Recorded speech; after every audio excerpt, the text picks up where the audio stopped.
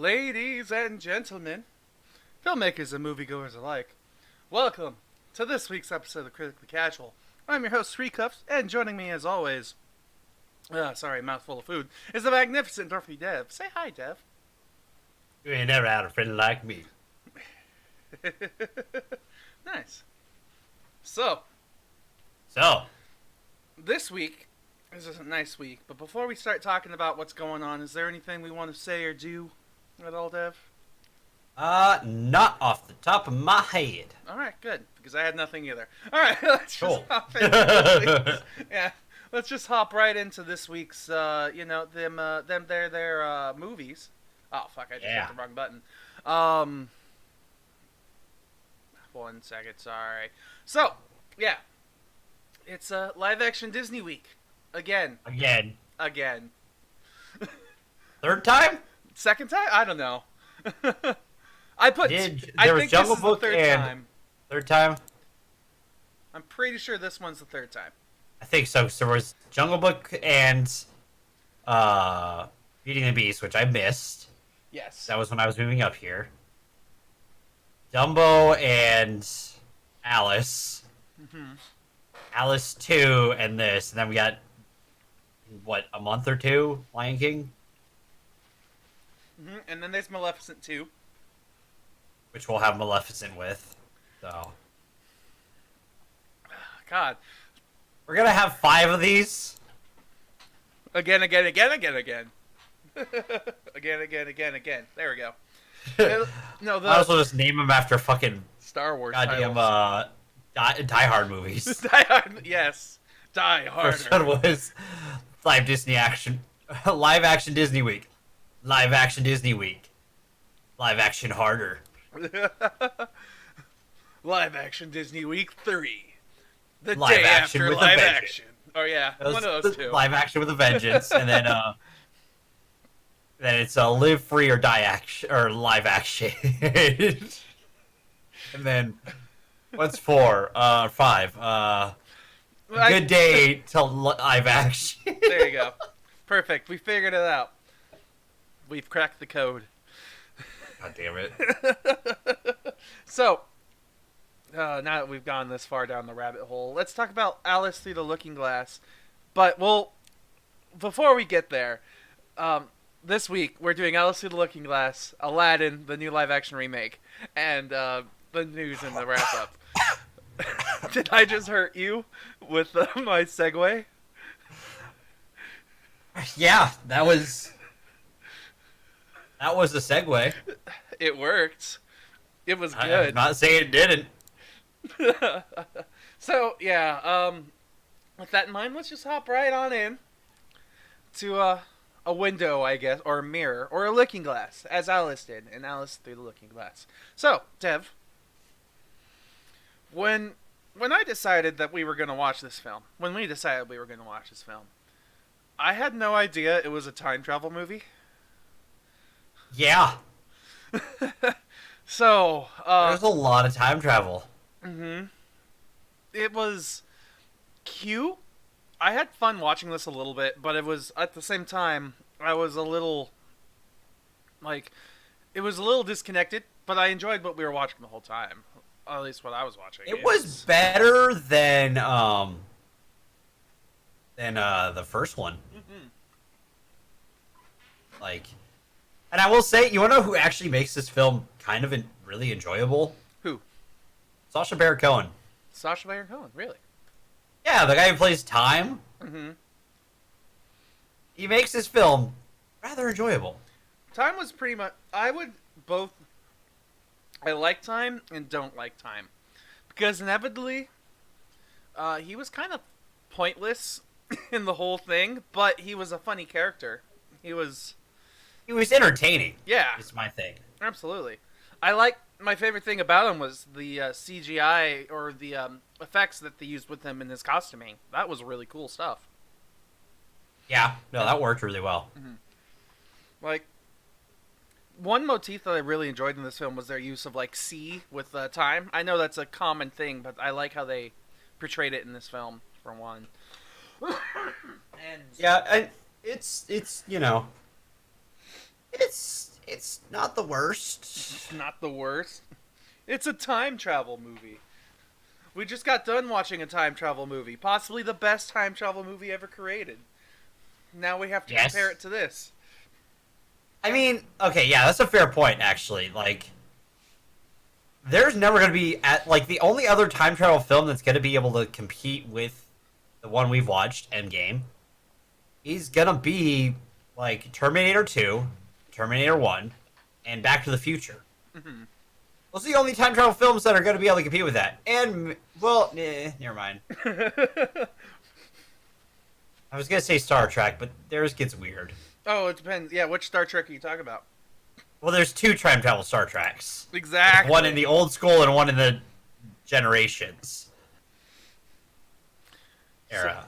So it Star depends on Trek. which one you're talking about, really. Yeah. But all the same, like, I enjoyed this film to some degree. Like, I'll be honest, I wasn't entirely focusing on it because I had shit to do. But when the parts that I did watch that did draw my attention, I was like, oh, that's pretty cool. Like, I love the visuals in a lot of these films, but I feel like the visuals were the main point of this film, and that's kind of the problem. Like,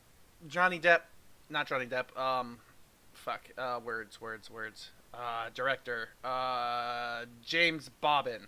Not Tim Burton, mind you, but James Bobbin.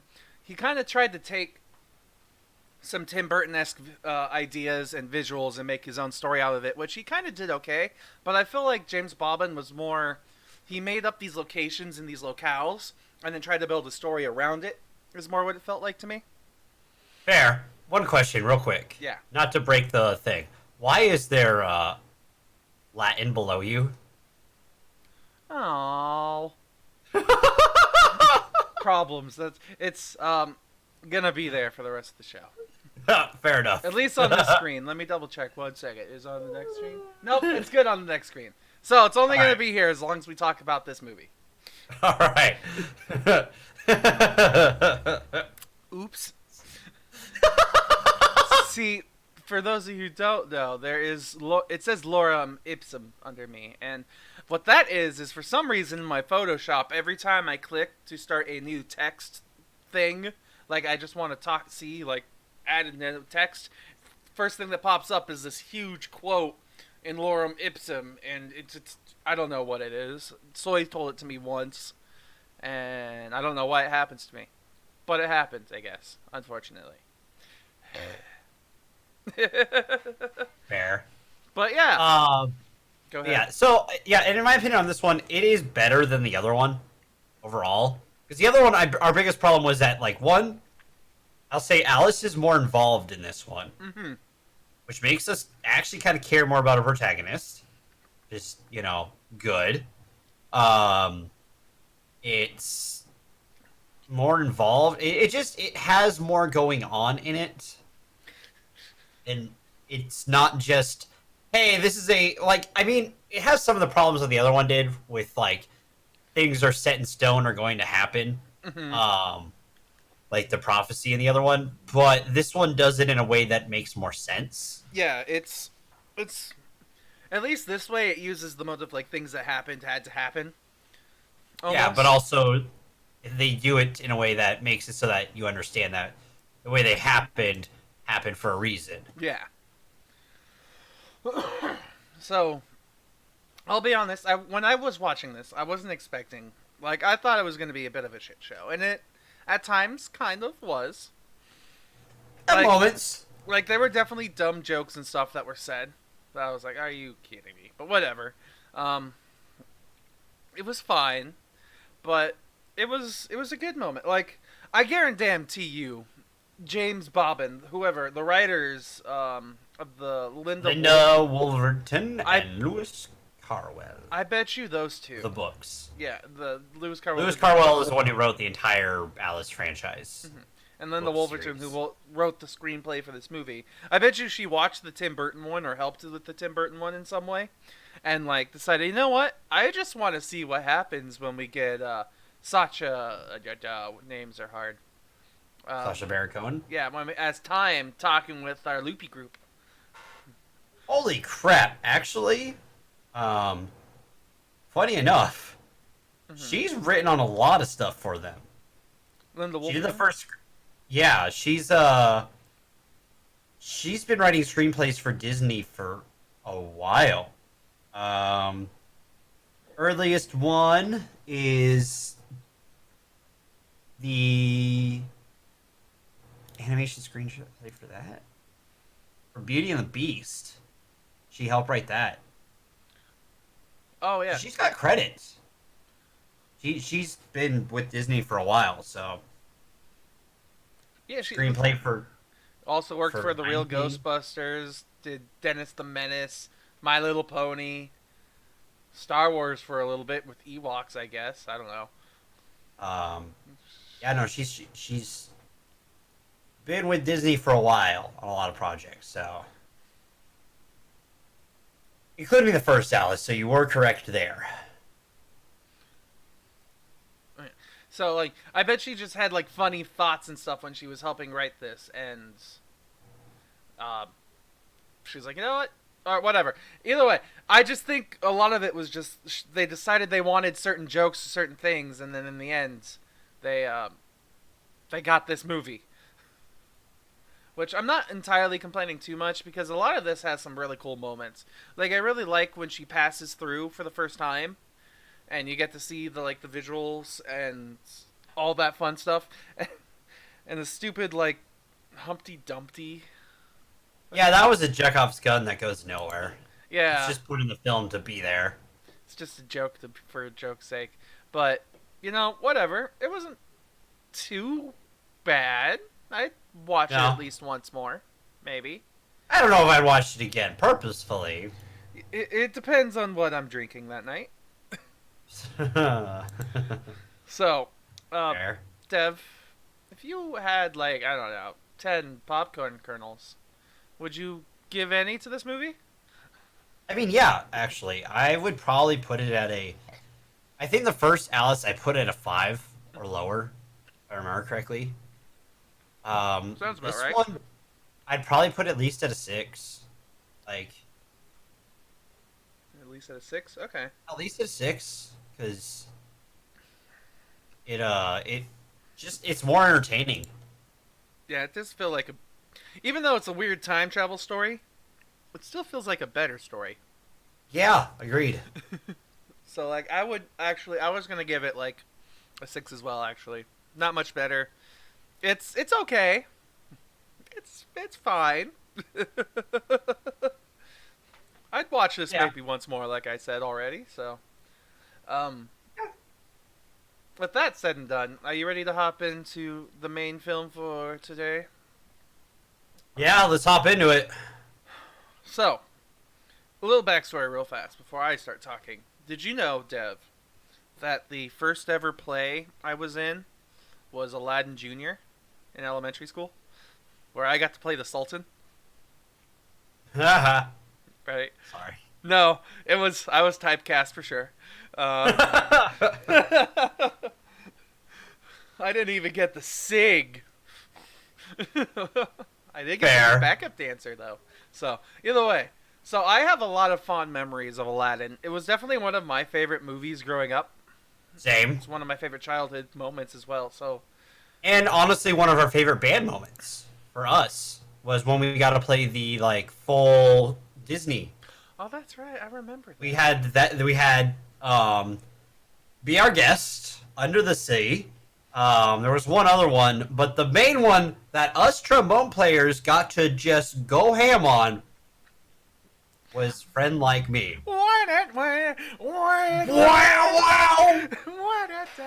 Wow! Wow! I mean, It was fun. so like during that song, I couldn't help but my hand automatically kind of goes up and just wow. Yeah, slight Wow. Yeah. But no, it's I'm gonna say this before we go deep into it, but this was surprisingly good. Mm-hmm. Like I don't have many critiques of it overall. There's only like it's just minor things for me, which is honestly surprising. for me, like, I both. Yes, I would agree with you. It's a lot of small moments that really get me, and one of them being like just the um, added in songs. Are you talking about Speechless? Mm-hmm. See, okay, I think the song that they did for like so one thing I do like about this film, it does give Jasmine a little bit more character. Which I'm fine with. I like what they did to change her. And I honestly liked her song. And her song sounded good. However, to me, it didn't fit where in it the was film. placed. Yes. Well, and where it was placed. So like, and I went to see this. Someone pointed this out where it would have fit better, and we can talk about it in spoilers about where it fits better. But the problem is they kind of freeze time when she has her big vocal moment, and it really slows down the pacing of the film. It does. It just feels off. And no one in the movie even gets to see it other than her. So yeah. So we'll talk So about it feels weird. The other moment for me is during Street Rat. Street Rat. When the walking down the hallway. Well, no, the like when they speed up the footage, but he's still singing like normal speed. So it's disorienting. So what that actually is, it's cameras have this thing called a shutter angle, and when you change the shutter angle on the camera, it changes the amount of frames that you need to make a full. Like, oh, so they dropped the frames a little bit, yes. Okay. So it's still filmed in regular time. It just looks weird. Okay. And you know what? Then they probably were going for it to look similar to the animation. Yes. However, the animations have less frames. Yes. However, this is a live action. So if it's a live action, why are you trying to make it a cartoon? Like, don't get me wrong. It becomes very noticeable. Yes. Very quickly when it happens. And it's not to say that it looks bad. It's just it's noticeable. Mm-hmm. It's this big thing. One, I did like Will Smith's Genie. It was unique. Like it was a different take. There was really only one moment where I felt that they tried to do a little bit too much Robin Williams style for part of it, but then they just let Will have fun with it after a certain point. Oh yeah. With Prince Ali. There were moments like the beginning of Prince Ali feels a lot like Robin Williams' version. There's a little bit in the middle. Yeah, but then after a certain point, like it's back to being Will Smith's. Mm-hmm. Like they couldn't do too much to change Genie, but Robin Williams did really well. He didn't really change Genie he's at iconic. All. Yeah, like Robin Williams didn't change the zany boppiness that was Will Smith or Robin Williams' Genie, but he kind of it's not as everywhere as I would put it. It's definitely a little bit more contained. And yeah, I would say it like if we're like essentially it's like if Will Smith was a genie. Yes. Best way to put it. Like he's a chillax like kind of genie, while Robin Williams is kind of bouncing off the walls energy, which also helps this film in my opinion. Like that, I think that's one of its strong suits, and it's actually really well cast. For the most part, there's only one person who was casted. Yeah, there's one change, and I think we both might have the same. So far, we've had similar critiques, so I'm going to assume it's the same person. Which person? Is it our main villain? Yeah, Jafar. Yeah. Like, no offense to Marwan. I'm Kenzari, I think is how you say his last name. He's not bad. No. But is he Jafar? It's just not quite. Like, I can see him being a villain and other stuff, but just he's not quite Jafar.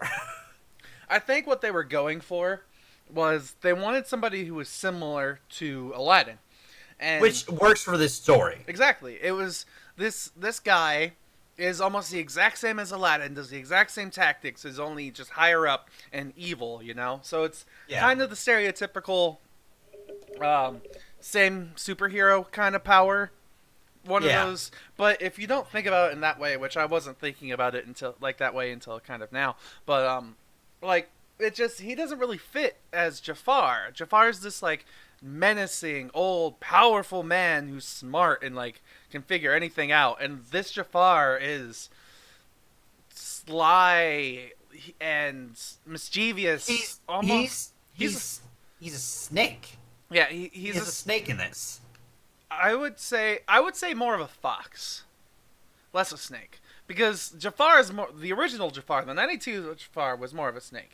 Like he was like he'd slither through, but he was also like he'd strike and he'd be able to do things really violently. This Jafar, kind of like he'll sneak around and he'll be able to kill things every now and then, but you could scare him off pretty easily, or at least trick him in some ways. Who do they? Oh my God! Do you want to know who they got to voice Iago? By the way. Oh, I heard about this. Who was it? Hit me with the voice. Hit me if you got it. He's done a lot of fantastic voices. He's done other birds, I've heard. Actually, yes, he's done one other very popular bird in a Disney film. Oh, there it is. Iago. Oh, there he is. Alan Tudyk. Alan Tudyk. Our good old pilot. That's automatic. Like, no offense, that's automatically an extra popcorn from me. Sorry, you put Alan Tudyk in a film, it automatically gets a popcorn. Like, that's just one bonus point for Alan Tudyk. But I'm trying to see what was his other. Moana. He was the rooster. I think there was a second one that he was also a bird in, but I can't remember what it was. I can't think of any other birds he's made. He's been a couple robots like Sunny and. True, I'm seeing a lot of robots and a lot of. There's a lot. He's got a lot of credits. He's a very talented man. So again, why he always gets an extra point from me. But like, no, this film is just it's not bad. The characters feel the world feels more fleshed out because they're given a little bit more time than the animation had. So I mean, they're given an extra half hour, which is like it makes it feel like a full fleshed out world, and all the characters feel more fleshed out. I honestly felt like even though all the characters were a little bit more explained, even the Sultan, like he's no longer just a goofy, stupid dude who's incompetent as a ruler. He's a competent ruler, just completely crazy. I see why you're cast as him. Yes. That was really lined up for me, and I had to swing. You're welcome. I understand. When it's an easy score, why not go for it? I mean, but where was I going with this? Like everyone has more character, but at the same time, I feel like some of it we could have gone without. Like, I hate to say this because I do love knowing more about each character, but in this case, we already had Aladdin. We already know everything that happens in this film. So they try to amp up some of the suspense and the drama, and then they make us love some of these characters more by giving us more information about them. But ultimately, at the end of the day, it's still the same story. We all still know how it's going to end, and we know exactly how it's going to end. Honestly, that's its only major crux, is that the story's been told before. So, where I was going with that is even though I appreciate what they did in this film to make it more of a cohesive film, like everything that they did ultimately feels worthless to me because I know how it's going to end. Because it's already been told. And one of it being the backstory that they were telling doesn't feel needed because we already know the entire story of Aladdin. So, yeah. I could have done without the little bit of extra half hour.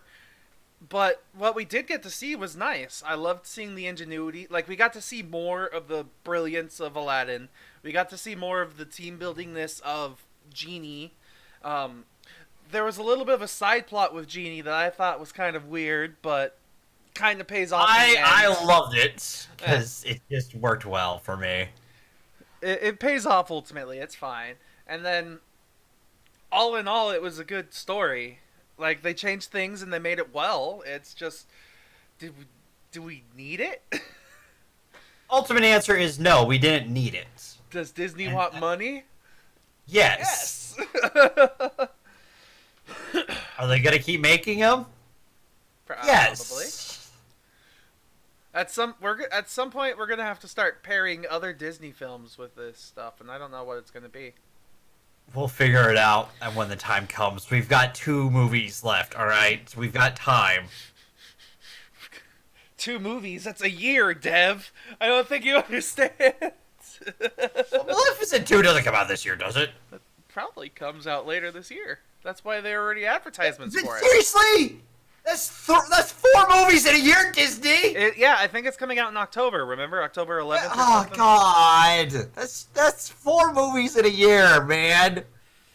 They're a monopoly on the film industry. What do you want, Dev? Why did we waste Beauty and the Beast and Jungle Book so early? I don't know. We thought it was a good idea. Damn it. Damn us and our hubris. We flew too close to the sun. All right. So yeah, no, this was just I enjoyed it. Like it was. I feel it was different enough to be its own story in its own way, but the problem is that there's still too many similarities that it's still Aladdin. Like. yeah. Which is honestly its only crux. Which, I mean, if that's your only crux is that you're like Aladdin and everything else is still good, besides like maybe 2 other critiques that we have, I feel like overall that's not terrible. Yeah, overall it's not a terrible film. Like I enjoyed every part of what we saw. Oh yeah. But like I said before, like with the added music was the part that really sticks out to me. Like I love that they gave Jasmine more of a focus, and I do like the song. I actually do like listening to the song, but the place that they put it in the movie was weird. And yeah, during spoilers, I'll talk to you where it would work better and how it would work better. And the mood of the song itself, to me, just feels a little off because it's not like the same feel as the previous music. It's just, I don't know. It doesn't feel orchestral. It feels more poppy. It feels not Aladdin. It feels. I'll tell you what it feels like. Feels like Frozen. That or Hamilton. That's a good way to put it too. So. Like it felt like a Hamilton song to me. But it's not Aladdin, to me. So. It's fine. It's good. I appreciate the message of the song. It's just. Meh. I could have gone with or without it at this point. So. Fair. I don't think I have much else to say unless you want to say anything else before we hop into spoilers. No, I should be good on that. I guess I should give you 10 popcorns. I would like 10 popcorns. It would be nice. I would probably give this one 7.5 popcorns. I'm gonna give it an 8. Okay. Like it was, to me, it was very fun. It was very enjoyable. Though the villain was a little weak. One of the songs was a little off. Some of the story was a little unneeded, but it was ultimately a great time. And I think I'm bumping it up a bit because it's still very nostalgic for me. Every time one of those songs that I knew came on, I was like, ooh. Especially Friend Like Me and Prince Ali. Like, oh yeah. Those two are my favorite. And it might have something to do with Robin Williams. It might not. I don't know. And I also really like Street Rat. And it wasn't like, and it was like, they honestly did a very good job with the music in this. Like, to change it to feel like it belongs in this film. Like, pretty much every song didn't feel out of, like, pretty much, and we'll talk about the other song during spoilers, but pretty much every song felt like it belonged in the movie. Oh, yeah. I didn't feel like they were taking it from the animated film and just throwing it in. Is the best way I'd put it. Mm-hmm. Like, but I would just say is that all the music that they had in the animated film, the only one that kind of felt slightly out of place was maybe Friend Like Me, at least to me, when I watched it all those many years ago when I was a child. So I might have to come back and get back to you on this one. But at the time, to me, the songs felt like a good transition, like a good spot. Like, the only thing, like, there's only one song in this movie that I feel is in the wrong spot. But Again, I can explain where that would work better. But is that only because, like, is it that they improved upon it, or was it good the entire time, and we're only just now really appreciating it? It's a good question. I think that's a deeper question than what we have time for, or well, no, maybe not that we have time for, but like we'd have to dive into spoilers for to figure out, because then we could pick apart things a little bit and figure that out. All right, so I know we didn't spoil too much, but everyone knows the story of Aladdin. But be honest, or so let's that comes be to honest. An 8. Yeah, it's spoiler time. So you ready for? Yeah.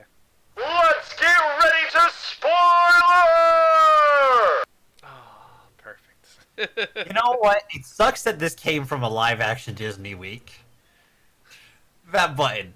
Really? It's just because... Yeah, remember? Oh, Let's yeah. Get ready to Dumbo! That's right, I remember.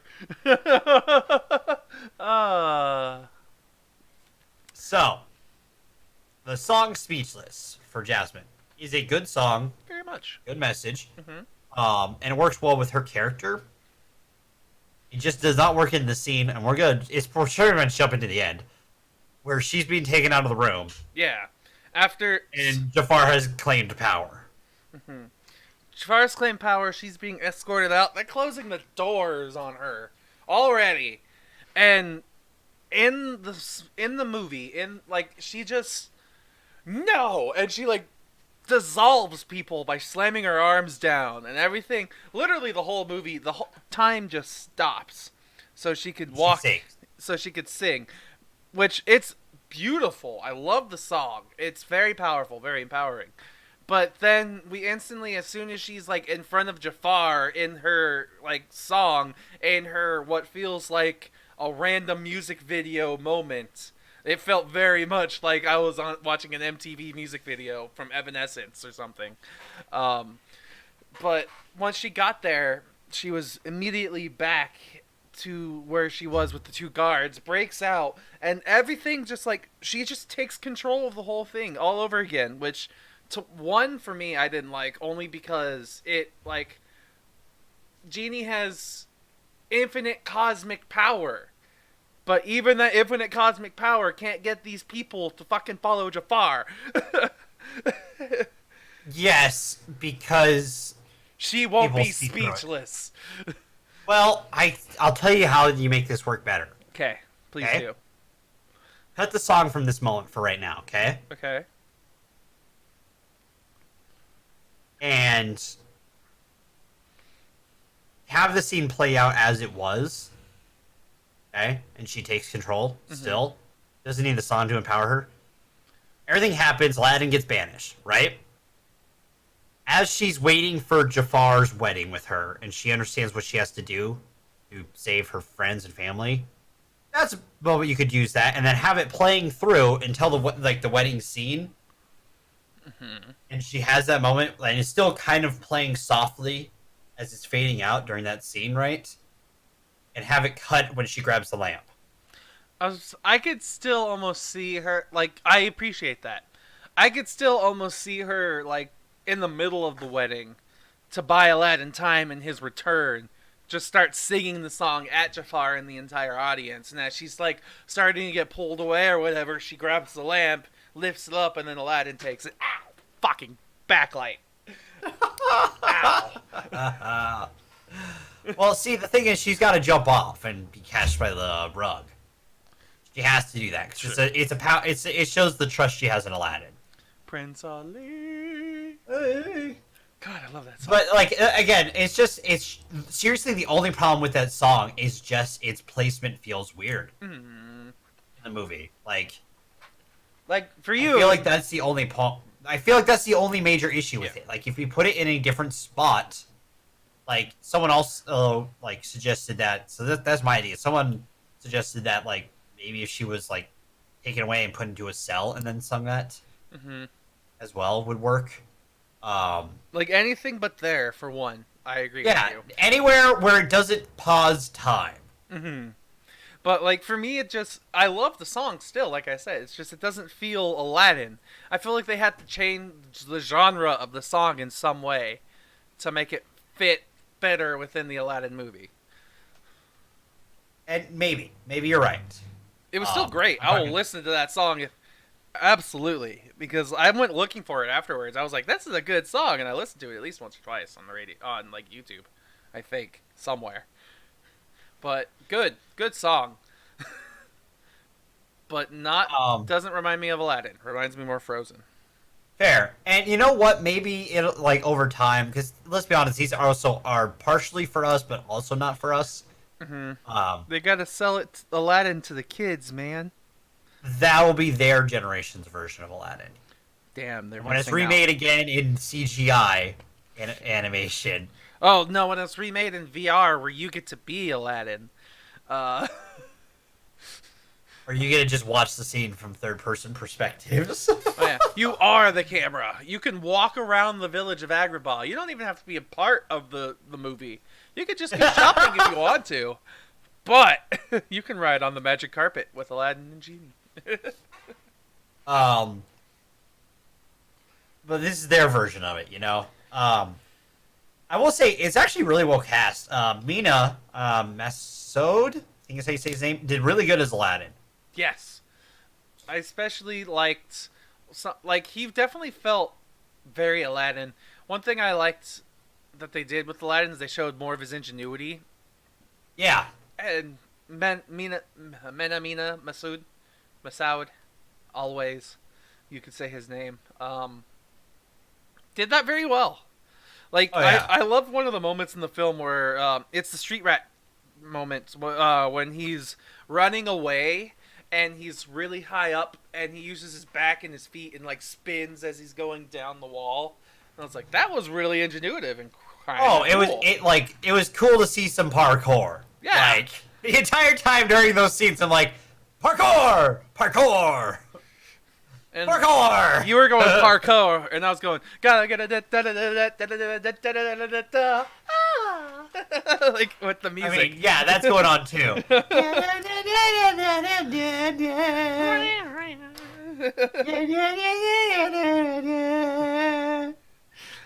Like one Street thing, rat, riff raff. don't sing too much, or else we can't put this on YouTube. I know. The big one that got me music-wise, that I kind of wish was a little better, was the intro music, the Arabian Nights song, which Will Smith did great. Yeah, I was honestly surprised Yeah. with how well it was. Like, Will Smith did great. Far better than I thought Will Smith could have done. I didn't think he was going to do that part, but he did it. But I wish at the end he went more extreme. Like, you know, a little bit more, I don't know, I guess not. I don't know the right term for your vocals when it comes to music, unfortunately. But, like, it just didn't feel as fun or as, like, floaty or whatever I was hoping for. It felt more hip hop. It felt Will Smith. Fair. I don't know. It was. I mean, Go ahead. I wanted it to feel more Will Smith, though. I think that's the big thing about this film is that I wanted was that when Will Smith was doing stuff, I wanted it to feel like Will Smith. You know what I mean? Mm-hmm. Like, So, you really enjoyed Hitch 2 in the middle of this movie? yes, I did. Good to hear. I felt it was silly in the best way for it. I definitely enjoyed. My favorite moments of this film had to be like Will Smith and Mena Massoud's like interactions with each other. Especially for me, I love the little like makeover scene because I watch a lot of RuPaul's Drag Race with my stepmother, and it's all about like guys dressing up as women, and they do all the same like terms and stuff that Will Smith was bringing up, and I was like, I understand these things. That's a funny joke. I didn't Yeah. understand it, but I figured, but it was still entertaining. Yeah, it was very funny to me. Especially all the like gray area conversation too. I can just make you a prince, you know. And if that was like with I had Fairly Odd Parents flashbacks during that. Do you remember the genie from that? A little bit. I really wanted it to be Will Smith dressed as the Fresh Prince in the background. Like, That would have been a fantastic moment for like a hilarious Easter egg. I don't know if they have the rights to that, Disney. Probably not. But he's in the background, really out of focus. You can't tell who it is. Yeah, he did have the coloration though. He had green and yellow. Yeah. If you threw a little pink on there, he'd have the coloration of the actual like Fresh Prince clothing from the intro. Speaking of Easter eggs, though, did you see the Easter egg in this scene when they're sitting in the desert outside with the carpet? Oh, where he's first he builds up one of the castles from Agrabah, and then he builds up Disney World. Yeah, he builds Castle, Disney World Castle. Yeah, and throws a little sand. Yeah. Da, da, da, da, da. Da, da, da. It's just, it popped in my head, their fucking song. I was like, ha! Did you catch the other Easter egg when Genie was pointing out that he was all powerful? He had the picture that he drew with the animated version of Aladdin, like in crayon drawing, Sultan in the animated version crayon drawing, and Genie animated version in crayon drawing on the paper. It was a callback to the animation. Okay, I didn't see that one. Damn. He's explaining the power. He's like, you? Sultan? Me. Mm-hmm. Essentially what it was. But it was like they were in the outfits and coloration and like look like he had the Robin Williams chin on it. Oh, okay. I remember seeing that now. Yes. Okay. That was good. That was such a sly nod to the audience members who watched that and were like, eh? Yeah. Eh? Speaking of which, Yeah. I loved Friend Like Me. Like, the whole dude, it was music good. number was fantastic. Like, It was good. Mr. Aladdin, sir, have a wish or two. I'm done. Can your friend do this? And like, Do that. they have Will Smith beatbox. Oh yeah, I didn't expect that. it was really freaking good. And if I did more stuff on YouTube, like I should be doing, I'd have a lot of inspiration in this film to mimic. Like, I have so many things I could do. You have no idea, Dev. But But it was good. yes, Prince Ali like was the only one that felt still very, very similar to the. I liked the hold in the middle that they added. They did. I did like that, and it was like some of the stuff in the beginning was very Will Smith. It was the middle part that feels like it, and then you get to the hold, and he's like, "Wait for you! Okay. Come on, we can hold this all day." Yeah, that was Will Smith for sure. Ali, come on, come on. And then you see the Sultan's hand drop. And the Sultan eventually, like, he doesn't actually full on conduct, but he starts picking up tempo, and I liked it. Yeah. I genuinely had a good time with this film. It was very nostalgic for me. I love the Aladdin movie. It's quite good. It might, thinking back on it, it might have been my favorite Disney movie growing up. Either that or Mulan, one of those two. But Oh, and I respect those two choices. yeah. A lot. But yeah, this one just has more of like a Steven's childhood entwined, you know? And the nostalgia definitely gave me a bump in points, but I can't complain. I kind of do wish, however, we didn't see this film. I wish we saw other movies because this film will do fine in theaters on its own.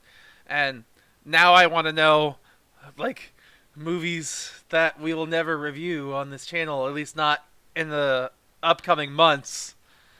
Now Is it a certain film that I know you're talking about? it burns very bright here, Dev. I know. But I may have an idea. but I already made the poster. Okay. Is there anything else we want to talk about? Oh, yeah, the Guy Ritchie thing. I've heard this already. Guy Ritchie is the director for this film, I believe, wasn't he? Yes. Yeah. Director and one of the writers for the screenplay. People have a lot of Guy Ritchie does that whole like shutter angle thing a lot, and apparently I hadn't really noticed. Well, yeah, he also did it in Sherlock Holmes and stuff, but it felt. I think the major problem with the shutter angle stuff is when you have someone singing. It's cool in a lot of other stuff, Mm-hmm.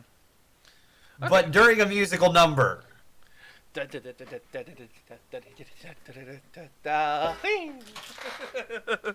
it felt a little off. Is the only thing because like your brain's keeping time with the music, but the frames aren't keeping time with the music anymore. Oh yeah. It's like it's just off. So it's just not quite what your brain is able to process 100% correctly. Is the best way to put it. So. No, I agree with you for sure. So I do love Guy Ritchie. He's Man from U.N.C.L.E. I enjoyed, and both Sherlock Holmes I really enjoy. So, Oh yeah, absolutely. Great guy. King Arthur, Legend of the Sword. we haven't seen that, and I don't think we will. Say that now. There's a lot of movies out there, Dev. Stop. There's not many themes though. Don't. Just stop, please. All right. I So, don't wanna.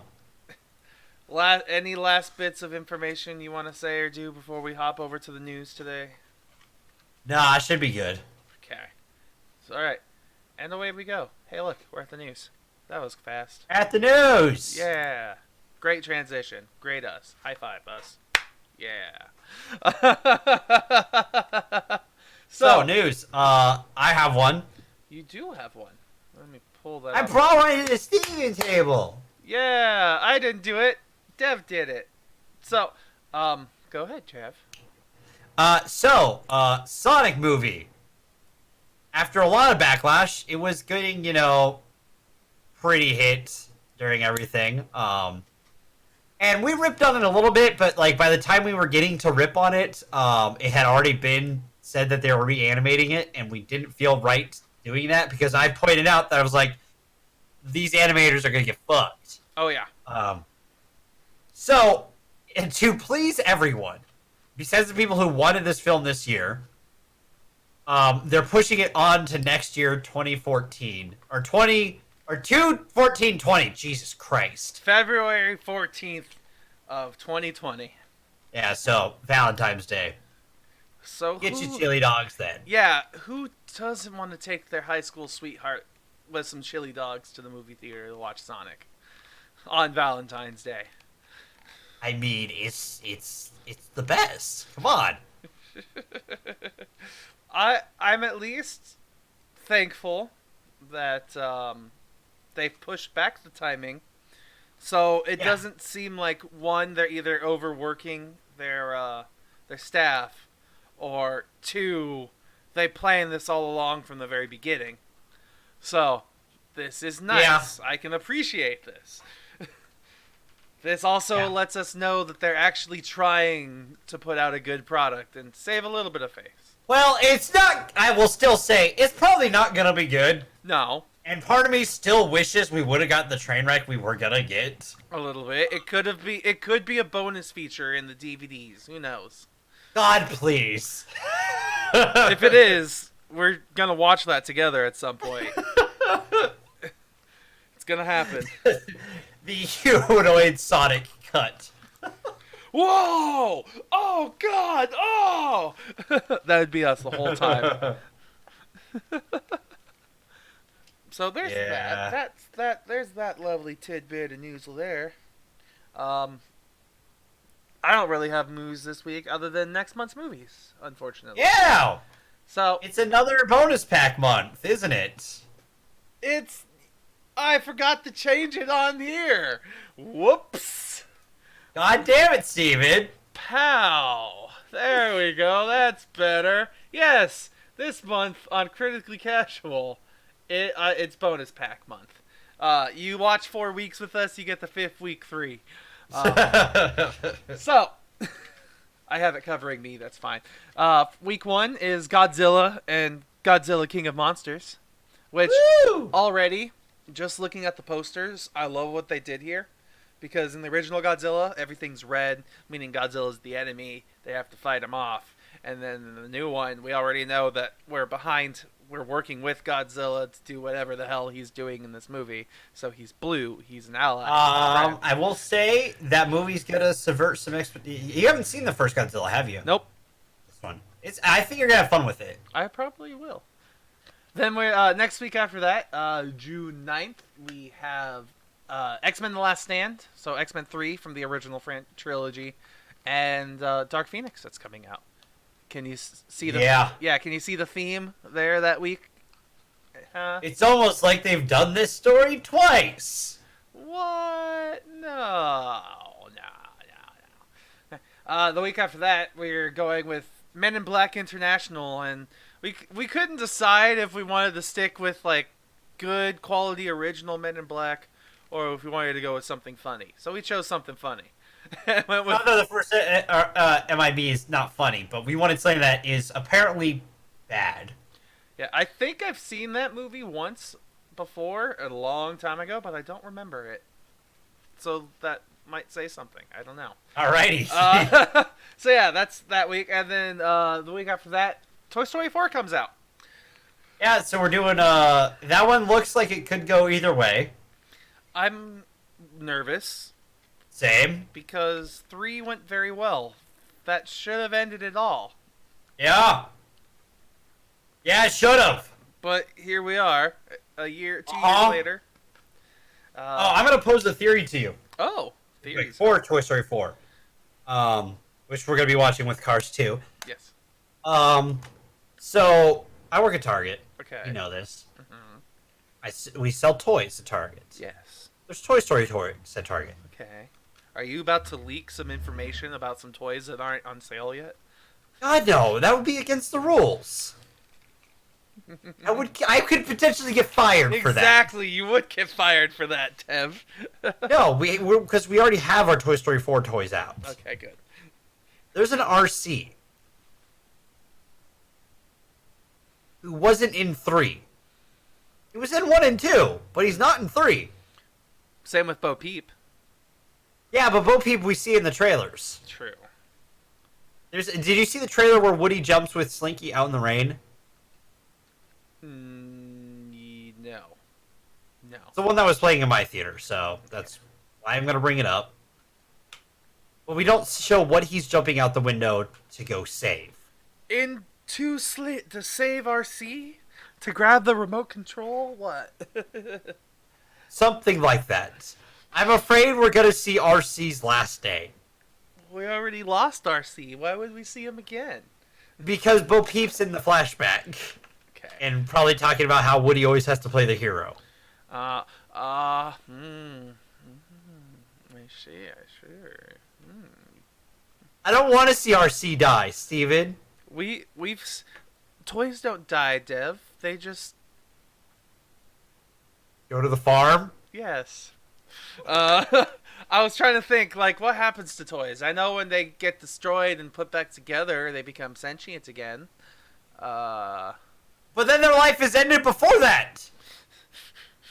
But they're completely new. Brand new. All they want to do is play. The little monsters that they are. Alright, and then, I like the theory. We might see RC's death. If that happens, Dev, I'll give you some props. I don't know what those props will be. Probably like something to put in your background. I don't know. But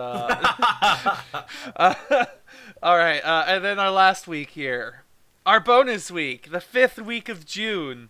We're gonna do Annabelle Chapter 3 and the new Child's Play Chucky movie coming out featuring. Hey. At least, so I'm upset about those two, because at least with Child's Play, well, not Child's Play, Annabelle. I'm upset with Annabelle because it's the Conjuring universe, and the Conjuring's a watered down horror at this point. So Well, with the last 2 films, yeah. So we'll have to see. And Child's Play I'm disappointed about because no one asked for this, and they just wanted to remake it because they're like, Mark Hamill, star power, yeah. And I'm going to see it because Mark Hamill star power, Steven. I like Mark Hamill. Yeah, that's why we're seeing it the bonus week. Hey, fuck off, man. Come on. I at least saved it for a week. It's true. At least it fits better in the theme for that week. I could have left it with Toy Story. That would have went really badly. So, that's next month's movies. So, technically next week's movies as well. Yeah, Godzilla! Godzilla! I have nothing else here. Do you have anything else, Dev? I got nothing that I can think of off the top of my head. All right. Seems like with that's full closure. You said that at the beginning and at the end of the show. Good job. I'm proud of you. That's storytelling right there. Sure. So give us a like if you're watching us on YouTube. Follow us Twitch and Twitter. If you like what you see here, Subscribe on YouTube. Yeah, that one too. Ring the bell. Like, comment, subscribe. Stop. You stop. You stop. Watch Third Player Optional on Wednesdays at 6 p.m. Pacific Standard Time here on Twitch. Watch the Har Har Podcast on Thursdays at 6 p.m. Pacific Standard Time. And watch us on Sundays at 1 p.m. Pacific Standard Time. I'm your host, Recuffs. That's been That Way's DorkyDev. And we will see you guys next week with, I guess, Kaiju Week. Yes! I'm so looking forward to it! Bye, guys. Woo!